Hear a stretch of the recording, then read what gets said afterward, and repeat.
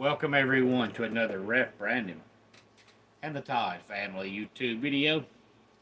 Wherever you are, whatever you may be doing, thank you so much for making Ref Brandon and the Todd family part of your day. We always greatly appreciate it. If you jump on here live here on this Thursday evening, feel free to leave a comment in the comment section down below. Make sure to give the video a like, a thumbs up.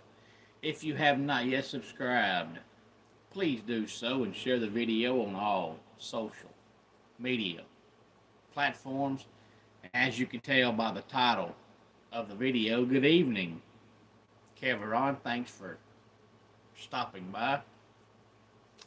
Tonight, I'm going to talk about some football rule changes, and this is not just college football, it's also the NFL, because this is about the time of the year where they call it the off season, even though there's no such thing as an off season.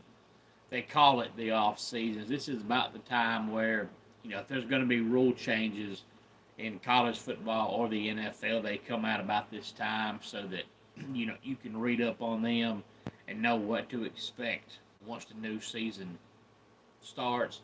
A lot of times I feel like they change rules every year somewhere, somehow, even if they don't want to, because I feel like they think if they don't change something, then there's going to be, people out there thinking, what are they doing for 6 months? It's the off season and nothing changed. What have they been doing?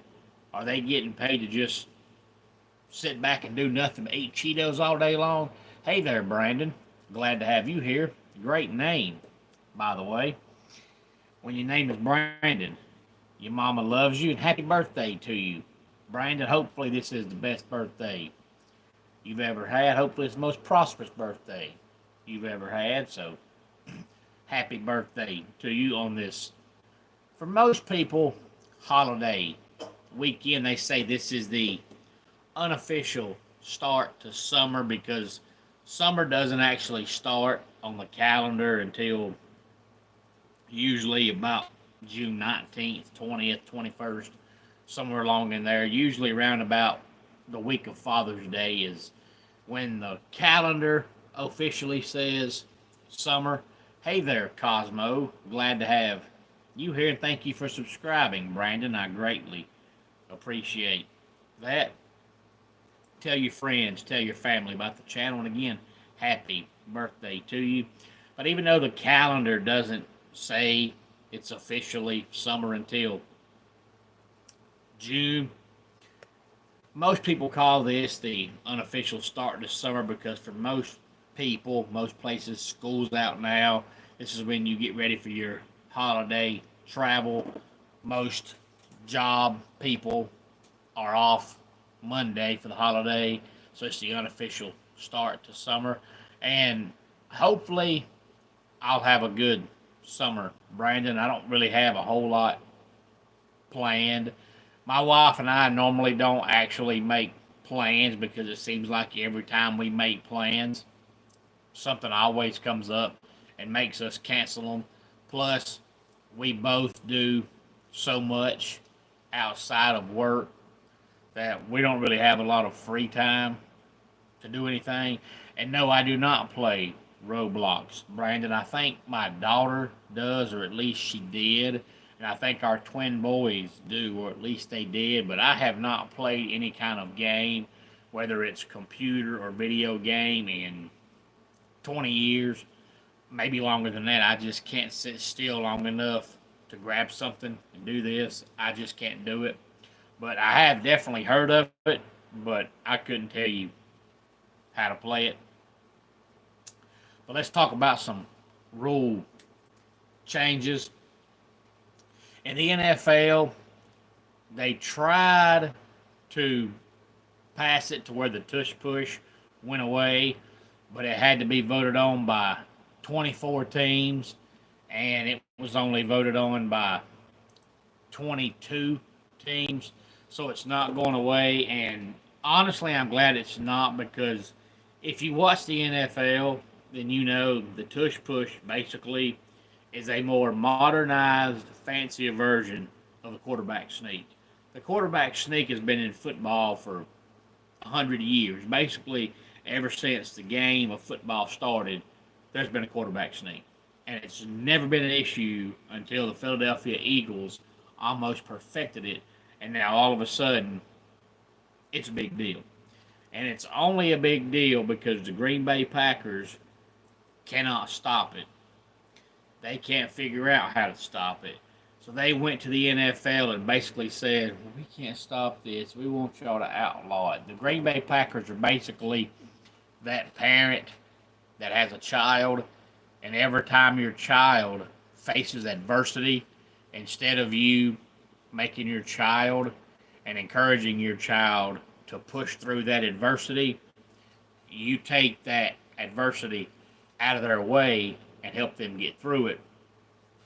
So it makes your child grow up not being tough because they've never had to face adversity. Because every time they get to it, instead of you making them push through, you move it out of their way. And I'm glad you're off work, Brandon, wherever you work at. Hopefully you'll enjoy the rest of your Thursday evening. So that's basically what the Packers done. They can't stop it, so they went and whined about it. And it'll stop eventually. This is not going to last forever. You know, other teams tried the tush push. It didn't work. And the Eagles didn't make it work every time. They were right about 90%. So, it was very, very, very successful, but it's not like they ran it 20 times a game and it worked every time they did it. They only ran it 4 or 5 times a game. I think league-wide this past year, the tush push was like an average of 1.5 plays per game. So it's not like it was ran all the time. I think on Tuesday that some ESPN idiot said it's boring football. It would be boring football if you watched the game and that's the only the only play a team ran the whole game and you had to watch 3 hours of guys pushing each other, then it'd be boring football. But a play that takes 5 or 6 seconds and it's ran an average of twice per game is not boring football. But the only reason the Eagles do it so good is because their offensive line is the best in football. They're not going to have this great offensive line forever. Once their offensive line gets a little weaker and the tush push no longer works, they'll quit doing it. Kind of like you remember, was it 25 or so years ago when Arkansas had that running back named Darren McFadden, and they started running the Wildcat, and then they changed the name to the Wild Hog, and that was going to be the next big thing in football. The NFL teams started doing it. It was like, oh my gosh, look what they're doing. And now, 20 years later, you don't see it anymore because it quit working. That's kind of the way the tush push is going to be. Once the Eagles run it and it stops working, they'll stop doing it. But they're the only team that really can do it successfully. Other teams have tried it, and they can't do it. But I don't think that you outlaw a play just because other teams can't stop it. To me, it's football. If somebody wants to run a play, let them run a play. I don't think you should be able to tell somebody, hey, man, you can't run that play. It's basically a quarterback sneak. Now, Roger Goodell tried to say that it's dangerous and it leads to injuries. And, of course, this day and time in football, if you breathe on somebody, they're going to whine about being hurt. Yes, they still want to play. But there's no evidence that the tush push is dangerous. Now, you see the same exact play in rugby, but in rugby, they're all holding each other, swaying back and forth. Well, in the NFL, it's not that way. So it's a little bit different. But it'll eventually stop working, and when it stops working, they'll stop doing it. But it all because the Green Bay Packers originally whined about it. The NFL has also tried to change the playoff seeding. That didn't work. And really, this has been talked about since years and years and years ago in the Seattle Seahawks, back when it was a 16-game regular season. I think they finished 7-9 one year, and everybody whined about them, making the playoffs, winning their division, and going to the playoffs with a losing record. But if memory serves, they ended up beating, I want to say, the Saints in the first round of the playoffs. And now here recently, I think Tampa Bay, I want to say 2 years ago, won their division with an 8-9 record. Now that's a 17-game season, but that doesn't happen very often. But they really want to do it because they don't think it's right for a team to only win 8 or 9 games, but yet you still get to host a playoff game, and then you've got a wild card team that goes 12-5, and they don't host a playoff game.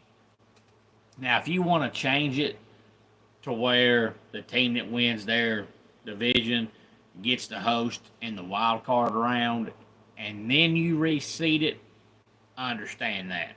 But if you're going to reseed it from the beginning, then to me, why have divisions? Because you go out there and you win your division, and your reward for winning your division is not hosting a playoff game, then there's no incentive to win your division.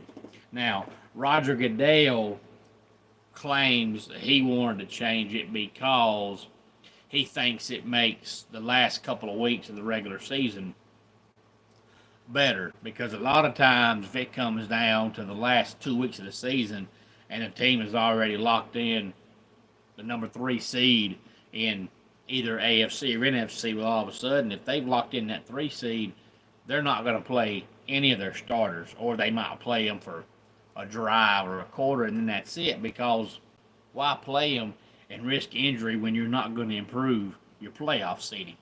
Roger Goodell says if you change the playoff seedings, the last 2 weeks of the season will be more watchable because there's no guaranteed 1 seed, 2 seed, because you might win your division, but you still may not host a playoff game. But that got turned down, but I'm sure they'll try it again the next couple of years. But as far as college football goes, I'll tell you the way the rule is worded, and then I'll basically cut it short. But there's a new rule that'll penalize teams for medical personnel entering the field to evaluate an injured player after the ball is spotted. Basically, cut that short, means a team will be charged a timeout, and if they have no timeouts left, there'll be a 5-yard delay of game penalty. They're trying to cut back on the fake injuries, and you didn't see this kind of thing until all these teams started running the no-huddle offense, the spread offense. And when you run that offense, if the offense don't substitute, the defense can't substitute. Now, if the offense does, then the defense can if they want to. But if the offense doesn't substitute and you're on defense and you try to substitute, you're going to have too many men on the field, which is going to lead to a penalty every time. So now what they're saying now is, if you are one of those coaches where you tell your players, hey, fall down, fall down. If the ball's already spotted and you tell your defensive player to fall down and he falls down, well, your team gets charged a timeout. And if you ain't got a timeout, it's a 5-yard delay of game penalty, so you're giving the offense 5 yards. Now, you can do it before the ball is spotted, but the ball is spotted so fast, you're not going to have enough time to think of that before the ball gets spotted. So they're trying to do away with the fake injuries. And like I said, this thing never happened until teams started running these, hurry-up offenses. Because back in the day, in a football game, most teams only ran 60, maybe 65 plays a game. Now, about the only team that still only runs 60 or 65 plays a game is Georgia Tech and Iowa. That's it. Every other team now runs 95 or 100 plays a game. So if you're a starter on defense and you're out there and the offense is snapping the ball every 7 or 8 seconds, you're going to be out of breath. So what they think is, hey, you just fall down. And there will come a time everything comes and goes in circles. Everything circles back around. There will come a time where stats will start showing that these no huddle offenses are not as good as they used to be, and they're not scoring the way they used to be, and teams will start slowing down again. We'll get there, but we haven't got there yet. But we will get there. Also, a new rule change as far as overtime goes. It used to be in overtime, both teams were awarded a timeout each overtime. So if the game went to 8 overtimes, both teams got 8 timeouts. That's not the case anymore. Now, once the game reaches the 3rd overtime, both teams only have 1 timeout left total. That's not 1 per overtime. That's 1 total. Hey there, Austin. I am doing fantastic. Thank you for asking. So if the game reaches its 3rd overtime and you use your timeout there, you're done. So if the game goes to 9 overtimes, you're stuck. But really, I don't really know if that means a whole lot in the grand scheme of things, because the way they have overtime now, both teams get 1 possession, and after both teams get 1 possession, you go to the next overtime, and each time they change from 3rd overtime to 4th overtime, 4th to 5th, and so on. There's about a 2-minute break in between each overtime period. That's basically a timeout right there. So if the coach has anything to say, he can say it then. So I don't really know if that changes a whole lot. It sounds good and looks good in theory, but in the grand scheme of things, I don't really think it changes anything. They also made a small adjustment to the wording of the replay reviews, which ever since instant replay started, I've hated it. I've never liked it. And the longer it stays around, the less I like it. I wish they'd go back to the old days and just play the game and not worry about a referee may have missed 1 call. Who the heck cares? Football players miss tackles. Football players miss blocks. Football players drop passes. Football players fumble passes. Football players miss kicks. But yet, that umpire, boy, he missed 1 call. Let's watch a video for 20 minutes. The longer it's around, the more I hate it. I wish they'd get rid of it. Go back to the old days and just play. If they miss a call, oh well. Like the old coaches say, put it behind you, let it go, and move on. I hate it. Can't stand it. Seen too many times where they spend 20 minutes watching a replay and come back and don't change nothing. What's the point of it? Just get rid of it. But anyway, the replay reviews, they've changed the wording of them. From this point forward, they'll be announced as overturned or upheld, as opposed to confirmed or stands. So basically, it means the same thing. They just, for whatever reason, decided to change the wording. Maybe they think overturned or upheld sounds better than confirmed or stands. And then I read something that said they've made changes to punt formations, but it didn't really specify what the changes were. Maybe later on down the road I'll find it, but all it said was there was changes to punt formations, kick return signals, and coach to player communication. And speaking of the NFL trying to change the playoff seeding, college football did change their playoff seeding. Now it'll just be a straight 1 through 12 seeding. So whatever the college football committee votes, 1 through 12, and that's the last poll that comes out before the playoffs start.